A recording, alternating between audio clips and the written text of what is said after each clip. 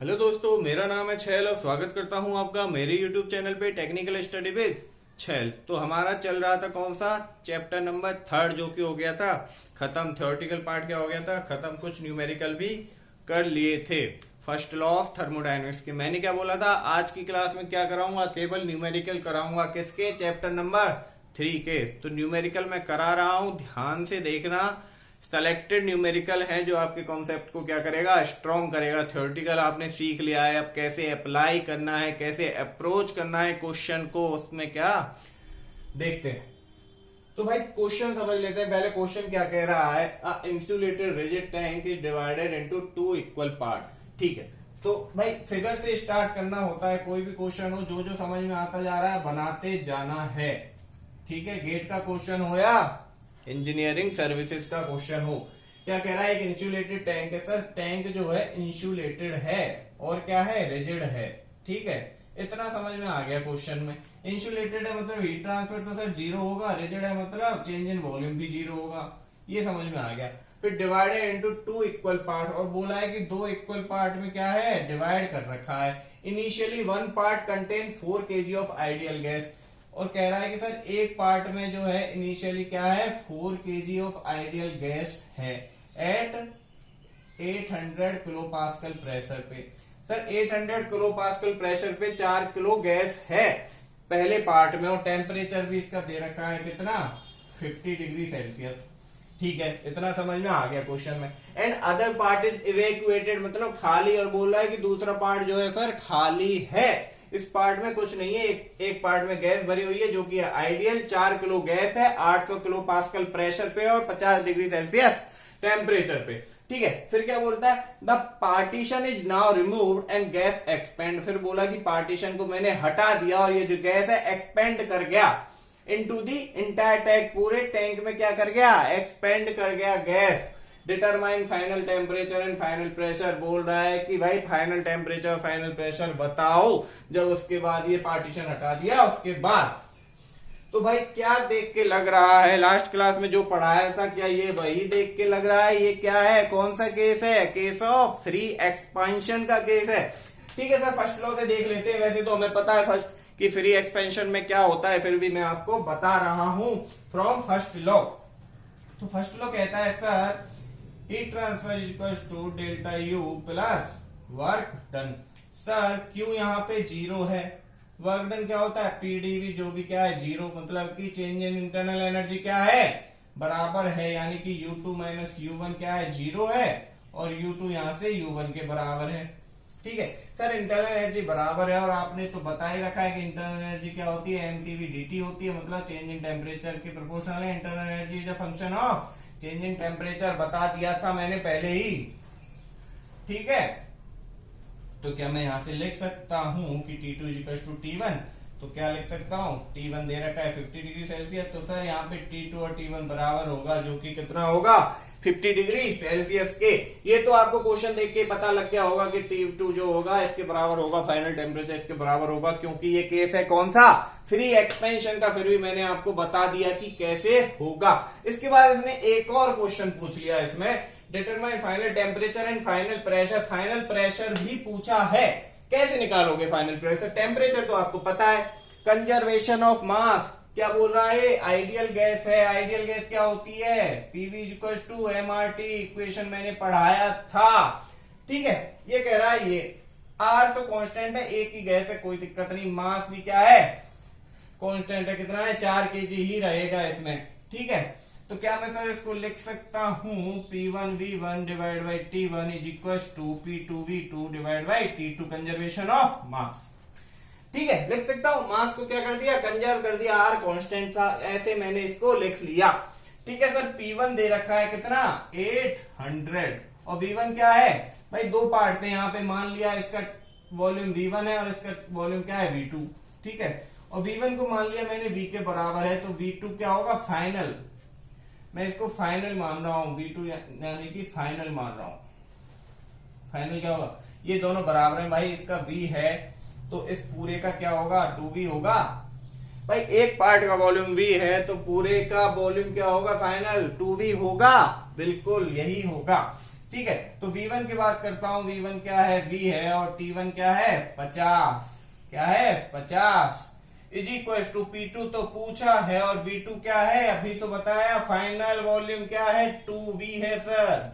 इसके बाद T2 भी तो यही है 50, समझ गए।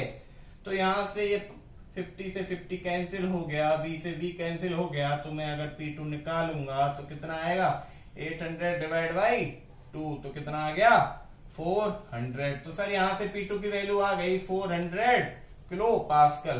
क्वेश्चन बड़ा ही आसान था, T2 तो आप आराम से ही देख के बता देते, P2 में भी कुछ नहीं करना था, बस इतना सा करना था, कंसेप्ट ध्यान रखना। चलो अब करते हैं नेक्स्ट क्वेश्चन। हाँ तो भाई नेक्स्ट क्वेश्चन क्या कहता है, क्वेश्चन समझते हैं। 2 kg of liquid water initially at 10 degree Celsius is to be heated to 90 degree Celsius. ये कह रहा है भाई 2 किलो पानी है, वो क्या इनिशियली किस पे था 10 डिग्री पे था, और उसको हीट किया, कहां तक किया 90 डिग्री तक पहुंचने के लिए। तो भाई उसको जब हीट किया तो उसमें कुछ एनर्जी देनी पड़ी होगी, ठीक है, किसी एनर्जी की वजह से ही तो हीट हुआ होगा वो, ठीक है।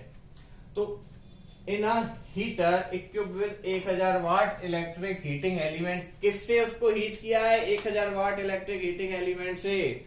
भाई इतनी एनर्जी दी, इसका टेम्परेचर इतना इंक्रीज करने में, तब जाके ये टेम्परेचर इंक्रीज हुआ है, ठीक है। तो मतलब एनर्जी राइज की होगी किसकी, वाटर की, rise in energy of water, water की एनर्जी राइज हुई होगी भाई। 10 डिग्री से 90 डिग्री टेम्परेचर इंक्रीज हुआ है, तो इस वाटर की एनर्जी तो राइज हुई होगी। किसकी वजह से हुई है, इसकी वजह से कितना दी हमने 1000 वाट की पावर दी, इतनी एनर्जी सप्लाई की, is equal to energy supply to water, energy supply to water. एक क्वेश्चन पहले भी मैंने इस कॉन्सेप्ट पे कराया था, एनर्जी बैलेंस पे। ये क्या है, एनर्जी बैलेंस है, क्या है energy balance, conservation of energy पढ़ाया था, क्या है फर्स्ट लॉ, ठीक है। Rise in energy of water is equal to energy supply to water. तो एनर्जी सप्लाई कितनी कर रहे हैं 1000 वाट की कर रहे हैं सर, ये तो है पावर, क्योंकि ये क्या वाट है, वाट क्या होता है जूल पर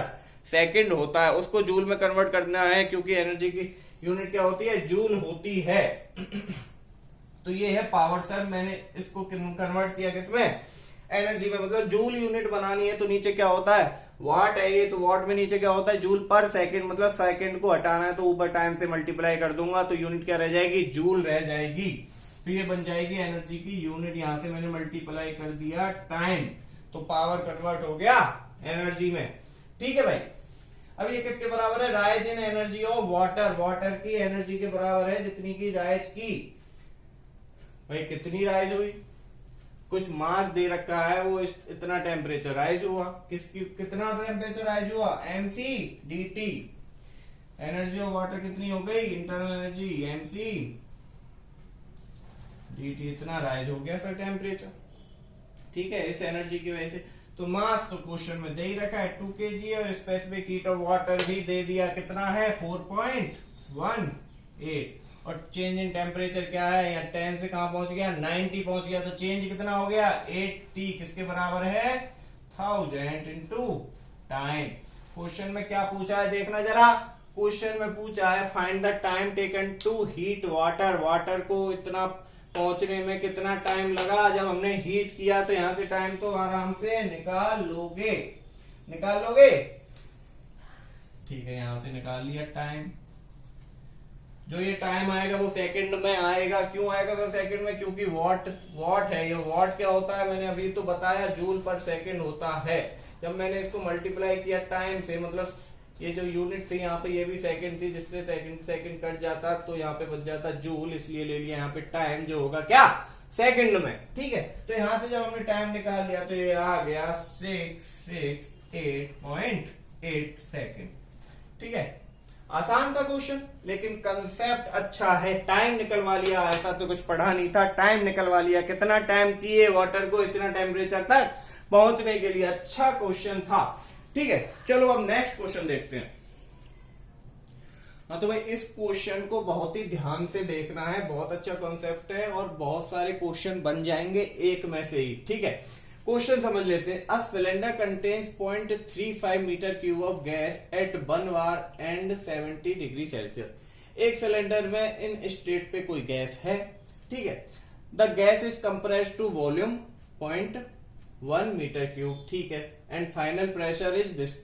तो भाई इनिशियल कंडीशन और फाइनल कंडीशन दे रखी है, कंप्रेशन के बाद की फाइनल कंडीशन दे रखी है। पहले तो मैं लिख लेता हूं क्या सर, इनिशियल कंडीशन क्या क्या दे रखी है। V1 दे रखा है मेरे को 0.35 मीटर क्यूब। ठीक है, P1 भी दे रखा है 1 बार। यहाँ पे प्रेशर किस में दे रखा है, बार में। ठीक है, और सर टेम्परेचर भी दे रखा है 70 डिग्री सेल्सियस, केल्विन में कन्वर्ट करेंगे तो भाई 273 प्लस 70 तो 343 केल्विन हो जाएगा। तो सर यहां से इनिशियल कंडीशन पता है। उसके बाद गैस को किया कंप्रेस और वॉल्यूम हो गया V2 जो कि है कितना 0.1 मीटर क्यूब, और फाइनल प्रेशर यानी कि P2 कितना है, P2 है सर 5 बार। ठीक है सर, इनिशियल और फाइनल कंडीशन पता लग गई। अब क्वेश्चन में क्या क्या पूछ रहा है। अच्छा, इसके अलावा ये और देखो क्या क्या दे रखा है सर। गामा की वैल्यू दी हुई है और कैरेक्टरिस्टिक गैस कांस्टेंट की वैल्यू दी हुई है। और पूछा क्या, मास पूछा है गैस का, पॉलीट्रोपिक इंडेक्स यानी कि N पूछा है, और डेल्टा U यानी कि चेंज इन इंटरनल एनर्जी पूछा है।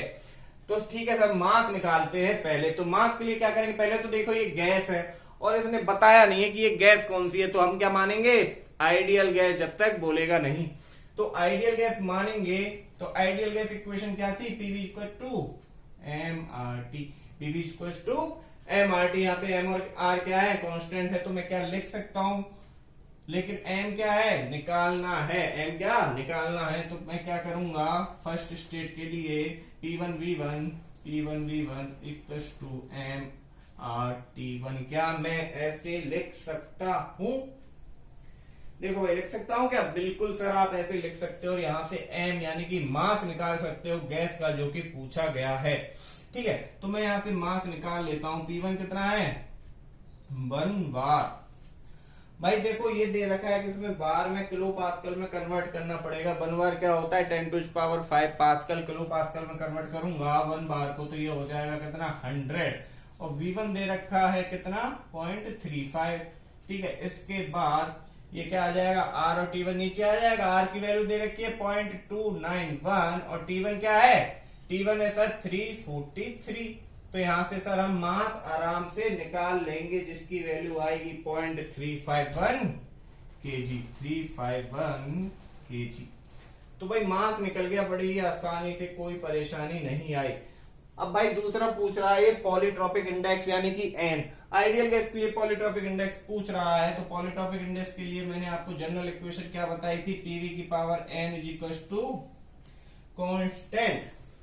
सर ये आपने बताया था। ठीक है, कांस्टेंट है, तो क्या मैं इसको P1V1 N P2V2 ये ऐसा लिख सकता हूं। सर बिल्कुल लिख सकते हो, क्योंकि क्या है, ये है क्या, कांस्टेंट। तो भाई P1V1 P2V2 की वैल्यू रख देते हैं। तो यहां से P1 क्या है, 1 बार। V1 क्या है 0.35 N। P2 क्या है 5 बार, और V2 क्या है 0.1 N। इसमें कोई समस्या है, इसमें कोई समस्या नहीं होनी चाहिए। तो भाई देखो N जिसकी पावर है, पहले तो 35 डिवाइड बाय 0.1 कर लेते हैं, और क्या करते हैं, पावर लगा देते हैं N, क्योंकि पावर दोनों पे है, N लगा दी। इसके बाद क्या है, 1 इधर गया, तो ये क्या हो गया, 5 हो गया। हो गया भाई। अब कैसे करोगे, ln ले लेंगे सर, क्या ले लेंगे, ln ले लेंगे, और n तो आ जाएगा बाहर। जब ln लेंगे तो log ले लिया यहाँ पे, तो ये कितना है, देखो 0.2 पर इसको काट देंगे तो क्या हो जाएगा, ये 3.5 हो जाएगा, और इधर क्या हो जाएगा, ln 5। दोनों तरफ क्या ले लिया, log ले लिया। तो सर ln 3.5 की वैल्यू निकालेंगे, और ln 5 की वैल्यू निकालेंगे, कहां से आएगी, कैलसी से आएगी। ठीक है, तो यहां से पॉलीट्रोपिक इंडेक्स यानी कि n की वैल्यू आ जाएगी 1.285। n आ गया हमारे पास 1.285।